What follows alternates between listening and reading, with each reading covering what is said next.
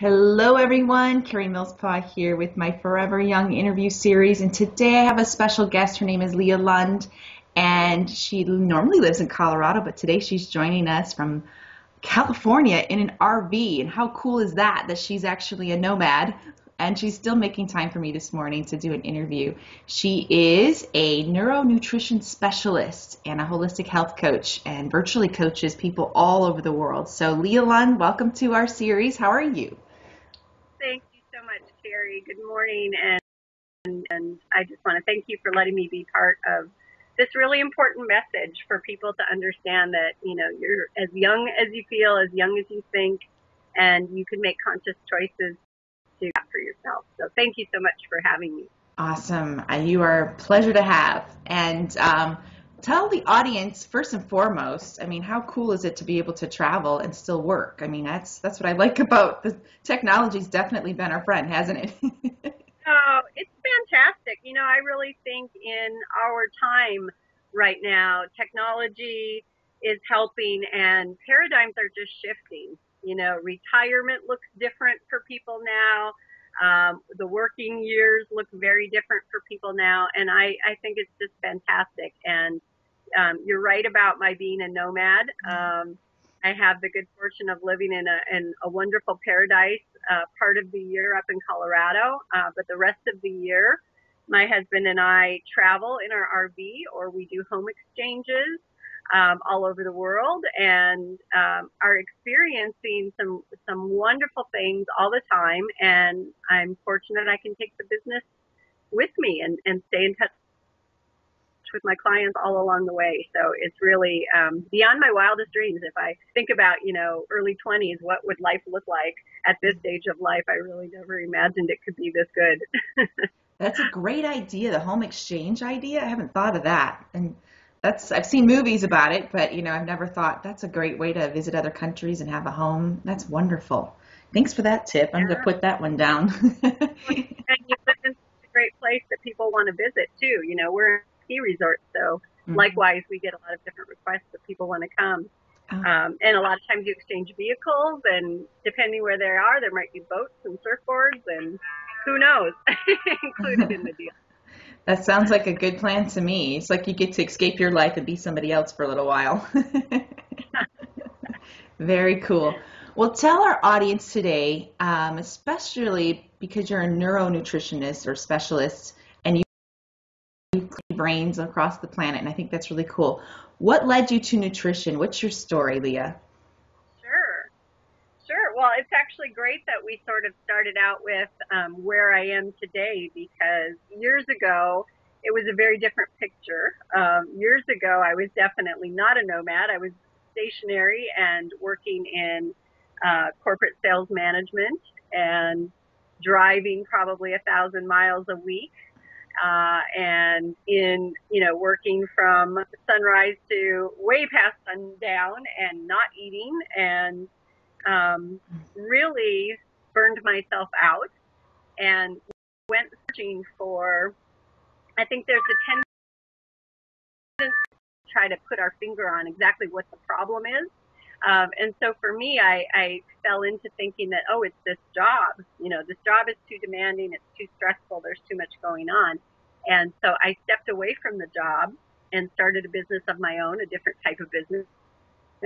And lo and behold, not only did I not feel a whole lot better, I think I actually felt worse, or probably I really just had the time and the awareness to notice how I really was feeling. Because when you're on go, and just 24/7, you can't even check in with yourself. And so that really prompted me. So, some of the things I was feeling was a lot of anxiety, very, very low energy, a dissatisfaction really with just where I was at that point in my life.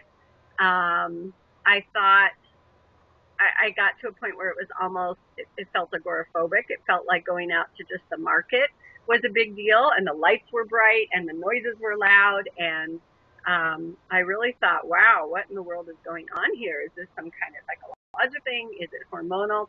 And I went and searched and met with so many different experts in different areas of health and wellness, and found, not until I actually went to a workshop that was for therapists. I was not a therapist, but I went to a workshop for therapists. And that's the first time I heard the term nutritional psychology. And it was just like this huge weight lifted off my shoulders that, wow, how I'm feeling has something to do with my food. Could it possibly be as simple as that?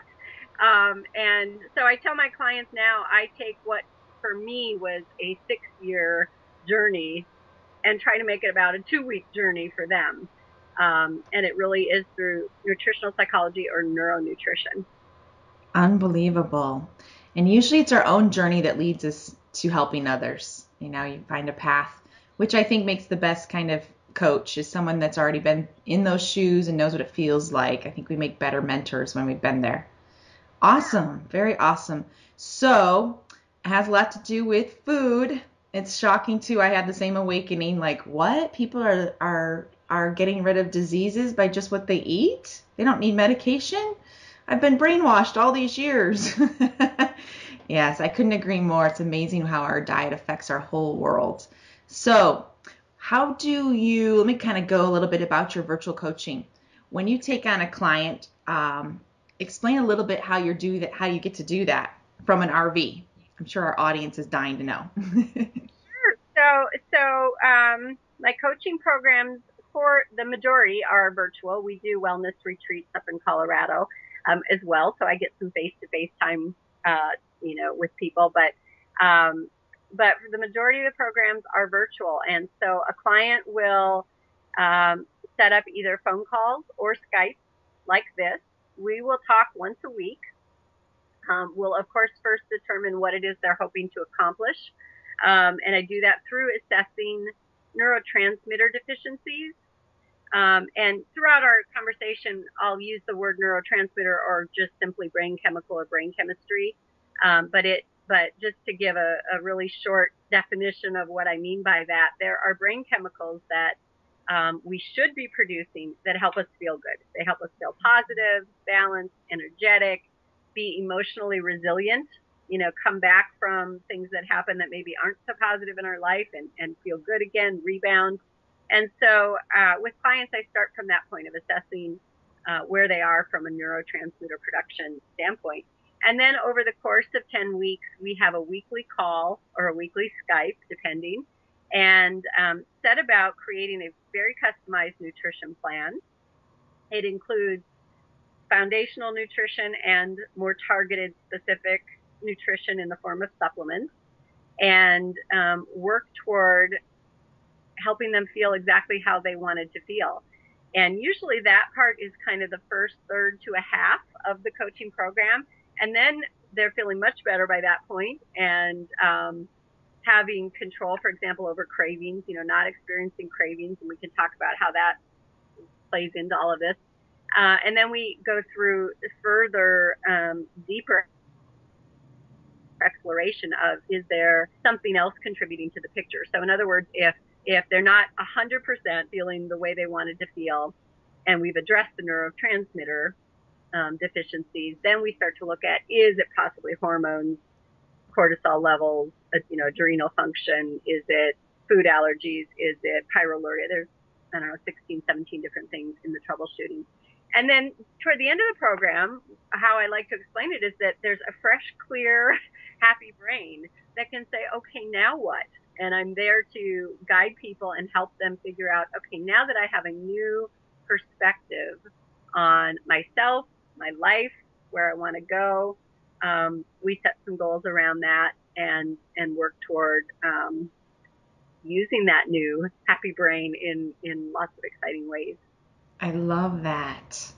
That is the foundation right here. And it's amazing how it affects everything and how you feel.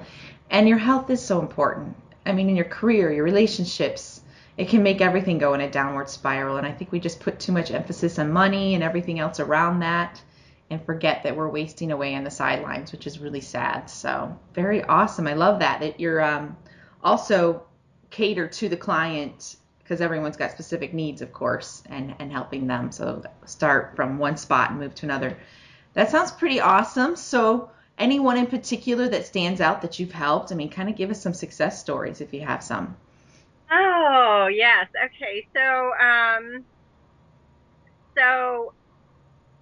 somebody that stands out recently that came to me for, among other things, weight loss.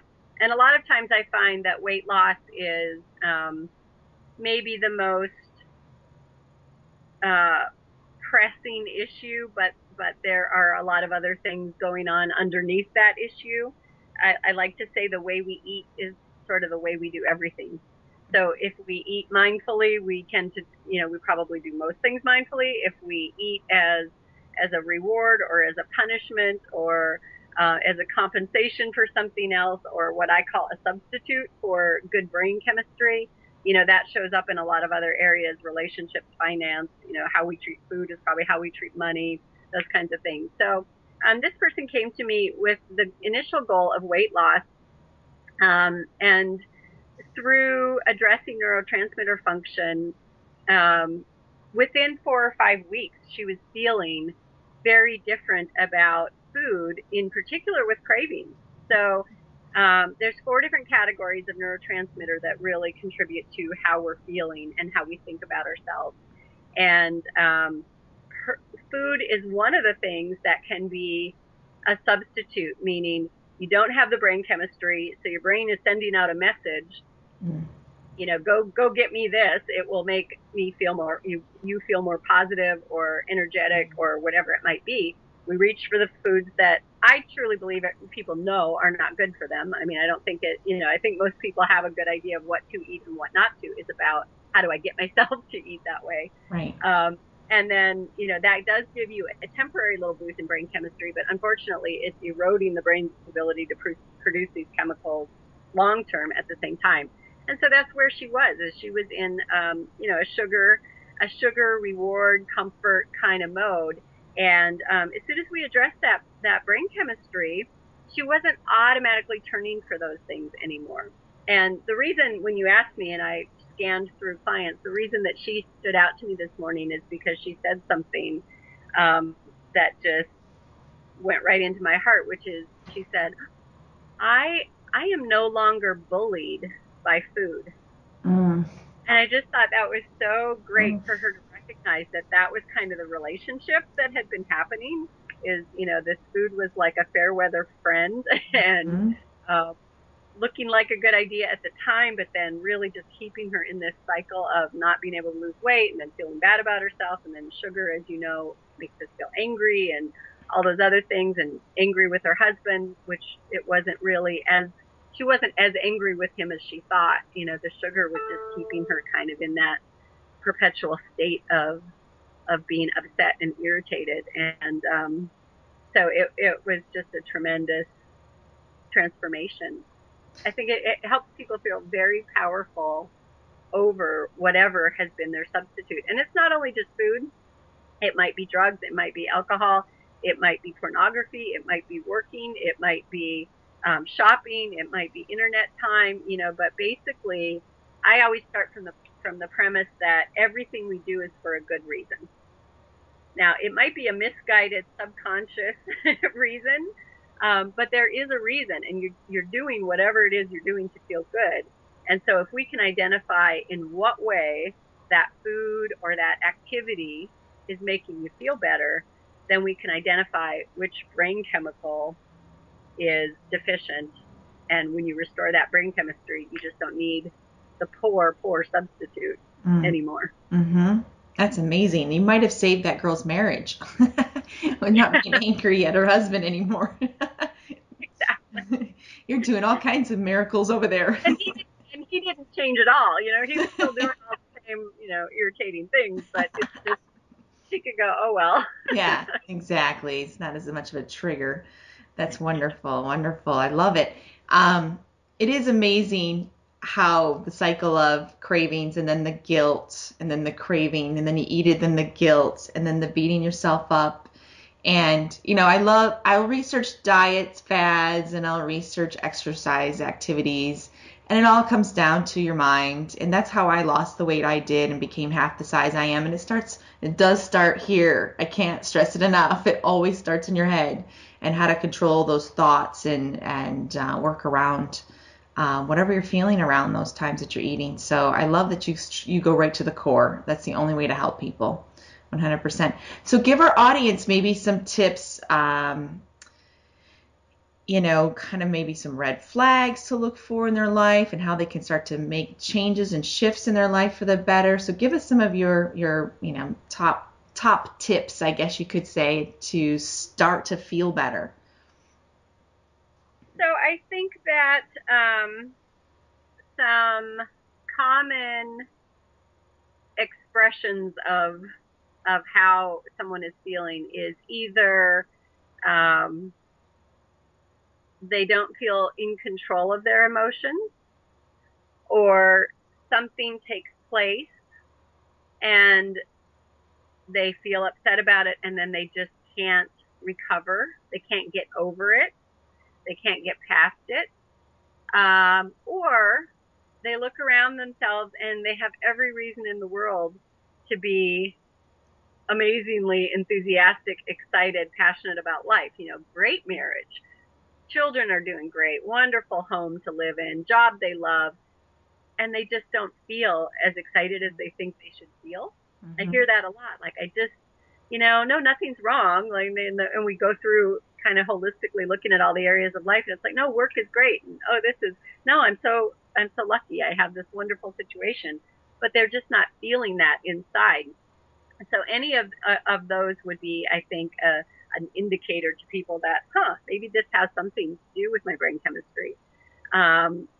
As far as how to help, there certainly are foods that encourage, and lifestyle that encourages the production of these happy chemicals, if you will. And then there are foods and there are lifestyle that suppress.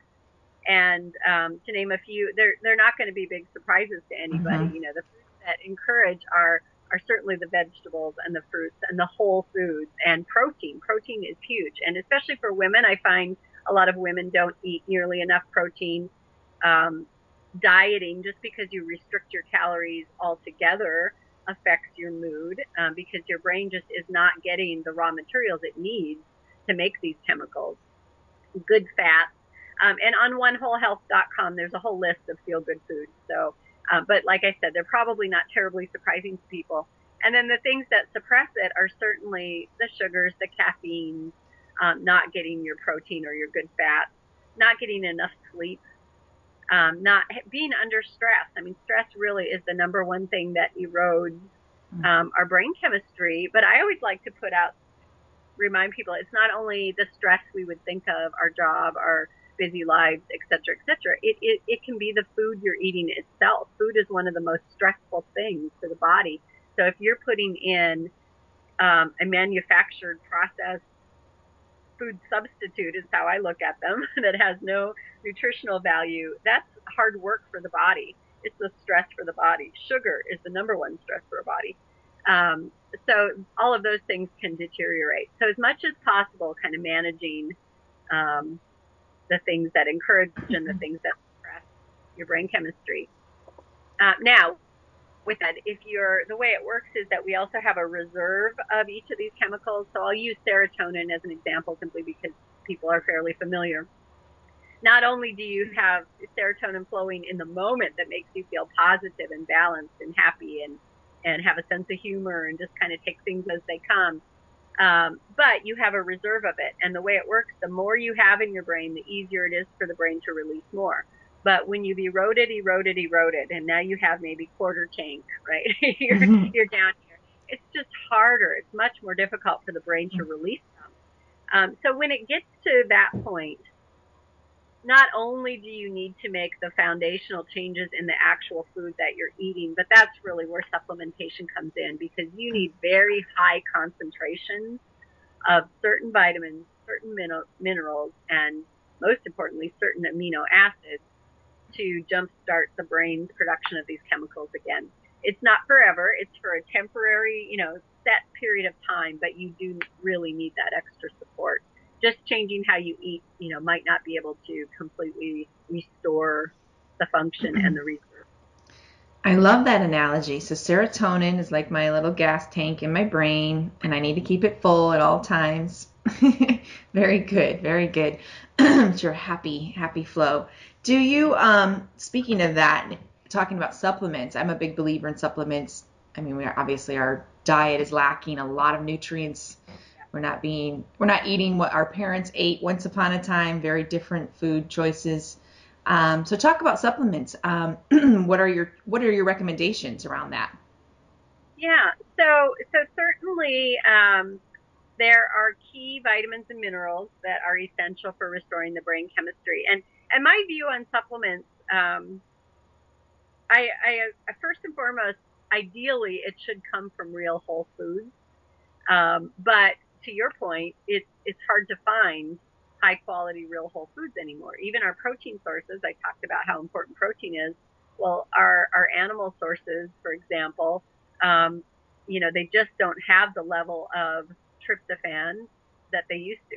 So tryptophan helping to make the amino acid that helps to make serotonin. Even a good quality organic, it's not quite the same level of tryptophan that it was in our parents' or grandparents' generation. So my view on supplements is just know why you're doing it. There should be a specific reason that you're doing it, and there's probably not too many that need to be for the long term. But for long term, I definitely suggest a fish oil is so helpful for your brain in so many ways. Certainly neurotransmitter production, but of course just cognitive function and energy level and all of that. And a lot of people, I actually point out, take your fish oil breakfast and lunch because it is a stimulant. So you don't want to do fish oil at dinner, or you might have trouble sleeping. I recommend a particular whole food supplement that is fruits, vegetables, berries, grains combined, put into a supplement. So that's fabulous. And then beyond that, certainly our B vitamins are important for neurotransmitter production. Our selenium is very important. Chromium is very important. And so I divide it out for people to the things that you'll probably do always, the things that I would tell anybody walking down the street who just stopped me right now and said, what supplements should I take? I fish oil and the whole food supplement. Everything else I kind of look at for this specific repair process. So we might add a digestive enzyme if there's been digestive complications, if your digestive system is not functioning optimally. We'll add the B vitamins. We'll add a combination of minerals like the selenium and chromium. And then, and that's kind of a basis that I suggest for everybody. And then when we move into amino acids, it's really specific. It's really per person. And so the programs that I do, we talked about the calls and all of that. I write that specific plan for people, and we do a trial. So in other words, we don't base it on what I think will work. We base it on how you actually feel when you try it. So we trial out things. The client gives me feedback. Was that good, bad, nothing? We do more, we do less, we do a different one. So it's a very specific and targeted type of amino acid, concentration and dosage of amino acid, specific time of day based on how they feel, very individual. I love it. I'm with you, especially on the fruits and vegetables, whole foods, and there's a lot of great choices out there that aren't just vitamins. Isn't my favorite word. I prefer supplements. Yeah. And looking for as close to a whole food base as possible for the synergy around that, of course. Great options for our audience. Very good, very good. Let's talk about another S word, and that one's sugar. There's so much confusion about it, and it breaks my heart that people aren't educated. And, I've been in the wellness industry about 10 years now, and I think it's old news to me. And then you still find someone that says, but it's sugar free. I'm okay. I can have it. There's, in their minds, sugar free, literally without sugar, but it's got, chemically laced poison in it in my head. So let's educate our audience just around sugar in general. Kind of give us a background on that. Yeah. So you're absolutely right. There's sort of, the evils, if you will, which is even regular table sugar. and I'll talk to what, happens in the body. But then there's this whole other category that I like to pretend doesn't even exist, which is the artificial. Anything that has a 0 calorie, well, there's a reason it's 0 calorie. It's not food. Your body doesn't even know what in the world it is, so there's that whole, the additives and the aspartame and the dyes and just all of that stuff that has no business even being in food. Right. So all of that aside, even if we're talking about sugar, grandma's cookies that made you, that were homemade and made with love and made you feel so good as a child, that sugar is perceived as a stress to the body. So you have the exact same stress response going on in your body that you would have if, when the IRS bill comes, or when, house has a leak, or there's a bear chasing you. That's a real possibility. But so you have that same response in the body, meaning you gear up for fight or flight. You have adrenaline release, you have cortisol release. But I look at sugar as even a little bit worse than some of those other stressors, because in addition to the adrenaline and the cortisol, you have insulin release. And, all of these are brilliant design. Our body is this amazing, intuitive, self-healing organism. And so, we should have fight or flight when there is a true, clear and present danger. But then we should move away from that danger, and all of those levels of those hormones and chemicals should drop.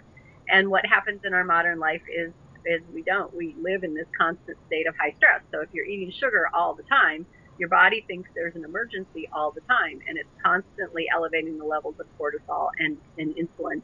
And the results of that are everything from weight gain and poor sleep to ultimately deterioration of cells.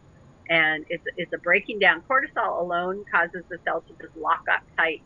And then even so, if you're stressed, even if you're eating great organic nutrient dense food, a lot of the nutrition is not reaching you on a cellular level because it literally can't get in, because the cell is in a lockdown mode. And so, eventually you have degeneration of the cells, including neurodegeneration. So it affects things like memory and focus, and leads to Alzheimer's, leads to all of our what I think of as the modern, diseases, that the diabetes or diabesity, if you want to treat it kind of in the new sense, and no nutritional benefit, and all of this side effect is how I look at sugar. I have the same viewpoint. It's I look at sugar as something that has hurt my family members, people you love, and you're from the side on the sidelines trying so hard to reach them, and some just don't get it. So I hope we reach some special people out there today that would clearly start to look at sugar differently. It's not just about weight loss. It's all about, there's so much more you're doing to your body. You're breaking down cells and suppressing the immune system, and not being able to do and fight like you were created to do. So I especially go ahead. To interrupt, and the communication to all of your other systems in the body. If your neural cells are compromised, they're not sending the correct messages. So immune system, you mentioned, central nervous system, any of our functions, liver function, heart function, the communication between brain and body is just not happening. And sugar is 4 times as addictive as cocaine. Mm-hmm. So it's not something you can dabble with and treat lightly. I agree. Go ahead. That's awesome. Thank you for opening up the floodgates on that and educating everyone. I used to teach children when my daughter was small, and I was a stay-at-home mom when I first got into wellness coaching, and I would tell them, you just put all your little warriors in your body to sleep when you eat sugar, Your little fighters out there, your little soldiers just went to sleep. You just gave them the day off. So stop it. Stop doing that to your body. So I agree 100%. That's good stuff. So you mentioned best foods to eat for your brain. And before we go over to that, is there any other really horrible things that you shouldn't eat besides sugar, of course? For your brain? What other big red flags? No, cut out of your diet if possible. Um, so I've obviously the sugar. I put alcohol in the same category. I mean, it basically is liquid sugar. Mm-hmm. And a lot of people don't think of it as there's, oh no, I don't eat any sugar. Okay, how many glasses of wine with, your non-sugar meal last night? So that's really liquid sugar. Um, Caffeine likewise spikes our blood sugar. Um, and all of the additives. And then I really think the biggest problem, and our gluten, our gluten products, any product, any food that you're sensitive to, even if you don't have a full blown allergy, anything that you're sensitive to, again, it's extra work for the body and it's affecting your immune system. And so it's really important to identify if there's something that you just have a sensitivity to. So for some people, that's dairy. Gluten, I personally find fewer and fewer reasons anybody should eat it. And, people say, oh, well, I'm not gluten intolerant. It's still, if you're eating your gluten, you are eating 350, it was a CBS report, 350 more calories a day just naturally from having that gluten in your system and the cravings it creates and everything else. It's affecting the brain. We're seeing the connections to ADD and to autism, and wheat is just simply not the wheat it was Mm-hmm. 100 years ago. So those are kind of the hit list, but I'll have the caveat that the worst thing in the world is just not eating. Right. What deteriorates the brain chemistry for women most often is this cycle they've been on for their whole life of dieting. I couldn't agree more. We get busy. We put our diet last. We eat whatever is closest to us because we're running. I know we're experiencing a beautiful sunrise behind you. Nothing wrong with that. Bring it in. Just go a little dark on my face. It is. It's Leah with the sunshine on her shoulder. How sweet. I love the sun. Love the sun. That's why I moved to Vegas. Very cool. Very good for serotonin. Yes. Serotonin is also light molecules. It's the ancient molecule, so it it needs daylight, sunlight. Yes. I couldn't agree more. Growing up in Michigan where there was a lot less sunshine, I do notice a difference in my happiness just being around more sun. So I agree. So those are some good hit lists because it is a nice mix of taking out the bad and adding in the good. It's got to be a good balance. So tell us what some major good hot stuff to start eating and putting into our bodies. Sure. Well, I think my clients are pleasantly surprised when they start in a program that first off, I'm encouraging eating, eat a lot. And if you're eating the right things, you really don't even have to pay attention to how much. Mm-hmm. So any of your vegetables, eat a rainbow. I know you know this. Eat every different color of your whole food, of your vegetables and your fruits has different phytonutrients. So you want to get a variety of them. Prepare them in different ways. It doesn't always have to just be salad. It can be lightly sauteed. It can be pureed and put in something else. It can be baked, squash and things like that, grilled. I mean, I love to just throw veggies on the grill. It's so fast and so easy. But they really are, we're just beginning to even understand how much nutrition is in raw fruits and vegetables. An apple alone has over 500 different phytonutrients. So to say that, we're just eating it for the vitamin C or the vitamin A or something like that, that's so far from the truth. There's just so much going on there that science is really just figuring out. Mm-hmm. So clearly those plants are key. Proteins. So my clients are sometimes also really surprised that I am in favor of animal protein. It needs to be, of course, antibiotic free and hormone free, and natural and grass fed. But it's really critical for us. And I always go back to our little canine teeth here and say, why do we have them? Why do we have them if we weren't designed to eat some protein? Mm-hmm. So that's essential, and that's something that oftentimes I don't find. I suggest, at least on the repair program, 30 grams, and it's a lot more than most people probably eat. Mm-hmm. Good water. I think of water and I think of oxygen as nutrients.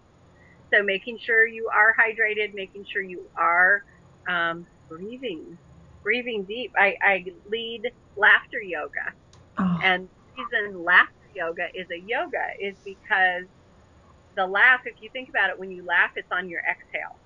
So if you're forcing kind of a longer exhale than you would normally take, what's going to happen? You automatically are going to inhale Mm-hmm. more. So you get to the lower parts of your lungs that we typically don't breathe with. And then good fats. And fat has, of course, from the 90s, I'm still amazed. I'm like you. I've known that fat-free products are not the way to go for so long that I forget anybody still would think that they are. And then I'll do a dinner party with, my very educated, sophisticated friends that own businesses and are, very successful in very many ways in their life. And they'll insist on the fat-free dressing. Mm-hmm.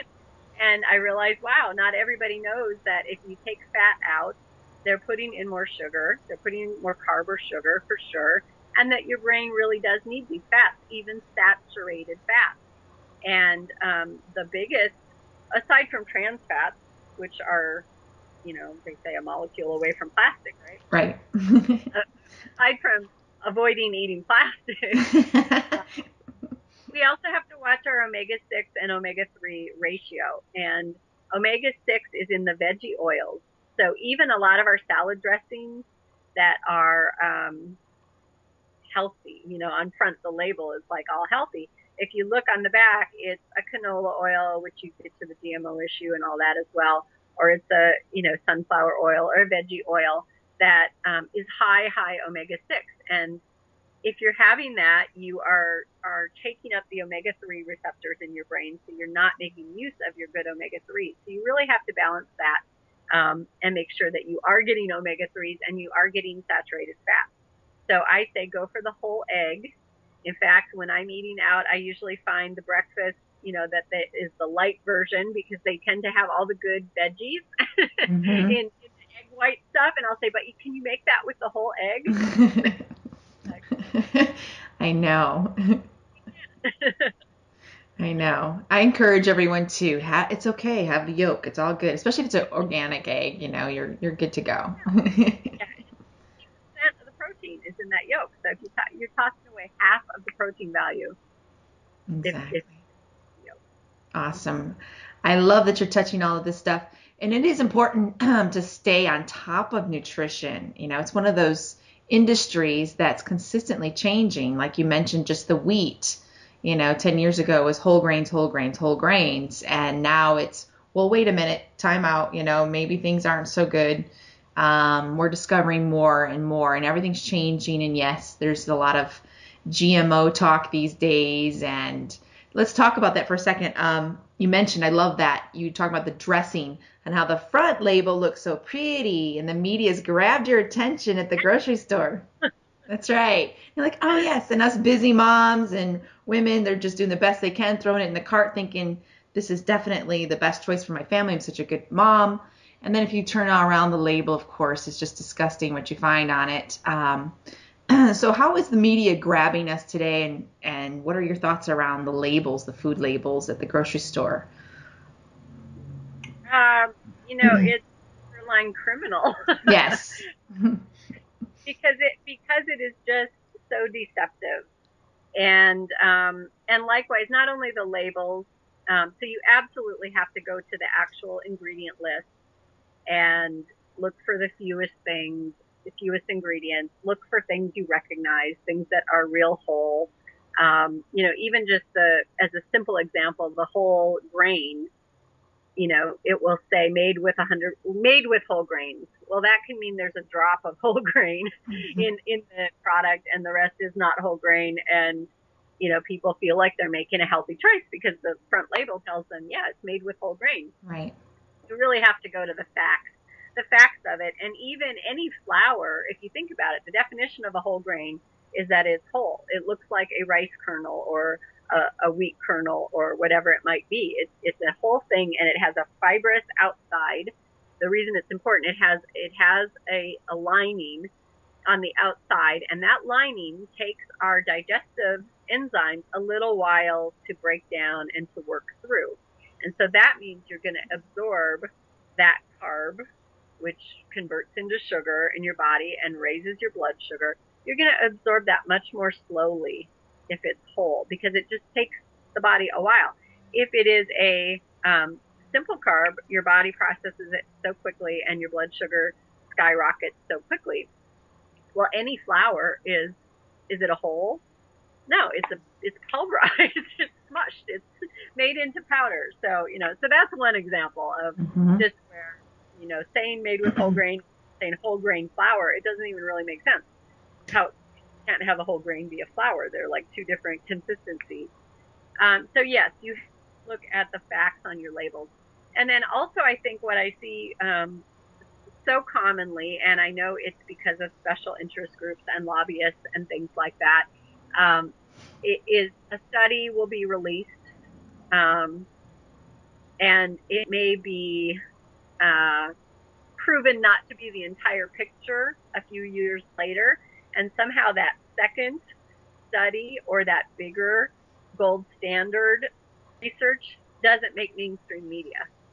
And so, hence the whole fat conversation. I mean, that came from the early 90s, and we're still questioning saturated fats, and, all of the studies that came thereafter aren't supporting that. Dairy, I mean, the researchers that have been out on dairy, well, then you also have the Dairy Council that's working to not let this be common knowledge. And so that's the other just kind of tragic discrepancy. At the very least, let people make their own choice off of all of the information, but we tend to market certain pieces of the information, and sometimes they're later disapproved, but you never hear about that.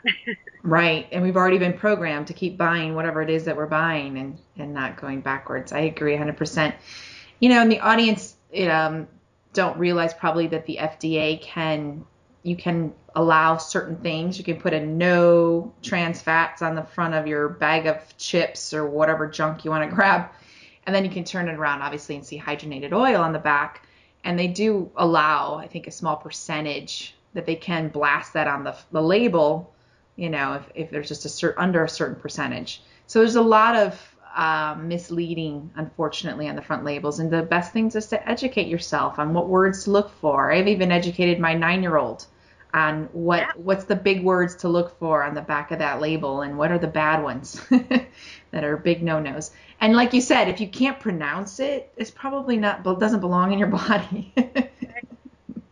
Yeah, getting as close to the real whole food or to the source, as we say, and even trying to grow some of your own. And I know not everybody has a yard or a lot of space for that, but there are all kinds of innovations now in aeroponic, hydroponic, and aeroponic. I personally have something called a tower garden, and we have them in our greenhouses because at 9,000 feet, our growing season is something like 37 days long. It's kind of hopeless. And so we have the greenhouse, and we have these vertical towers that you grow produce in, and a mineral solution of water that cascades over all the roots and gives it everything that would be in soil, and not to mention our soil is so depleted anyway. So there's all kinds of creative ways to find, my point being, to find that you can grow at least some of your own food, and then then you know exactly what's in it, where it came from, and I think you're really connecting with something greater too, with the earth and with kind of the natural order of things. Mm-hmm. How fulfilling is it to make a meal out of stuff you've grown? I mean, you got to feel pretty empowered that hey, this salad's from my garden, and that's how I grew up, was mom's garden in the backyard. I mean, that was just what we had. So, yeah. We've gone so far away from that. It's kind of sad. Well, I want to start to wrap up today's call, and gosh, you have added so much value, touched so much. Of course, we coach a lot alike, and I think we think a lot alike too, with our clients. So couldn't be more in tune with everything you said today. It was awesome. and I know we're going to get a lot of value to our audience. I want to go over your offer. Go over that, and that's in the body of the email of this video series, and of course a link to your website as well. But go over that free offer you have for our audience. Sure. Well, I agree. I think we're completely on the same page, and this has been fun. And I know we spent a fair amount of time talking about what to eat and what not to eat. And I'll just reiterate to all the viewers that if you find that you can't get yourself to do that you have this list and you know you should eat this and you know you shouldn't eat this, and you struggle, that it is not about your willpower. I look at willpower as self-sabotage, because I think eventually the strongest and best of us, our willpower goes out the window. And that makes people feel so bad, and it shouldn't, because that's really a setup to begin with. It has nothing to do with a weakness of character or your personality, or you're just not that kind of person, or you're not strong enough. If you're not able to eat what I call the healthy indifference, choose what you eat. Maybe you indulge and have birthday cake once a year or something like that, but it doesn't set off an addictive cycle. And most importantly, my definition of healthy indifference, you can take it or leave it, and either way it doesn't elicit an emotional response for you.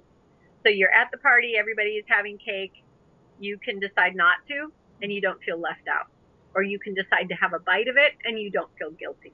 There's not a power. The food doesn't have a power on you and how you feel that it just shouldn't have, because it's just, food, using the term loosely to apply to the sugar. So we strive for a healthy indifference. If you're looking at that list and you just can't get yourself to eat that way, it's very likely because of neurotransmitter deficiency. And this is correctable, fairly easily correctable. And so my offer to your community is, you'll see a link for a brain chemistry assessment. And what that is a list of about 40 different symptoms that you'll rate on a 1 to 10 scale of how strongly you feel them. And that will give you an indication of how sufficient or deficient you are in 4 different types of brain chemicals. And so you'll know pretty quickly on if you're scoring a lot of things 5 or higher, you'll know that you're deficient. And it's most often the case that if you're deficient in one chemical, you're deficient in the others. Don't feel bad if you're going down this list of 40 and it's like, oh my gosh, yeah, that's a 9, that's a 9, that's an 8. Don't let that worry you that it's an extreme situation. That's usually how it works. And once you complete that assessment, you'll be prompted to actually schedule a phone call. So much media directing them about the right thing to do and the wrong thing to do. And it can be very scary and very confusing. And I think it takes a leap of faith to say, okay, I'm going to go ahead and investigate this neuronutrition. That sounds a little out there. So I want to have that personal conversation with people to explain what I see in their brain chemistry assessment and then what the options are for correcting that. Awesome. That's a great way to start somewhere, and that will give our audience some hope and and just getting clear on who you are. Starts with self-awareness. The only way to help yourself is to start there. So wonderful. So guys, that's in the body of the email, the link to Leah's test. Test your brain, see if it's working and functioning properly. So that's awesome. Wonderful, wonderful. Well, I thank you again, Leah, so much for today's call. It was packed with information. I know people will feel empowered to go make better decisions and just start down a better path to feeling better, because that's really what it's all about. When you feel good, you look good. People can see you when you're tired, you're stressed. I don't care how much makeup you throw on or how pretty your hair looks. You look drained. When you're feeling drained, you look horrible. So, you got to be radiant from the inside out, and that's where it starts. So thank you so much. I hope to connect again soon, because I'm sure we'll work in the future, and enjoy your travels, you little Miss Nomad. Thank you so much, Carrie. It's been a pleasure, and I'm sure we will connect and maybe, cross paths out there somewhere in the desert. Exactly. There's a good possibility. Thank you, Leah. Thank you so much. Thank you. Bye-bye.